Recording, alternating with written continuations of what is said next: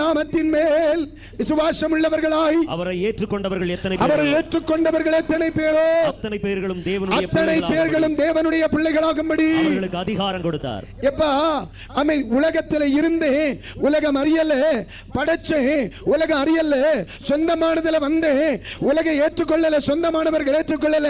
ஆனா இந்த பிள்ளைகள் அந்நியர்களாய் இருந்தும் என்னை ஏற்றுக்கொண்டு என்னை விசுவாசித்து என்னை ஆராதித்து வருகிறார்கள். நான் இவர்கள் அனாதையா விட மாட்டேன். நான் எங்க இருப்பேனோ அங்கே என் பிள்ளைகளை உட்கார வைப்பேன். கைகளை தட்டி ஆண்டவருக்கு நன்றி சொல்ல முடியுமா?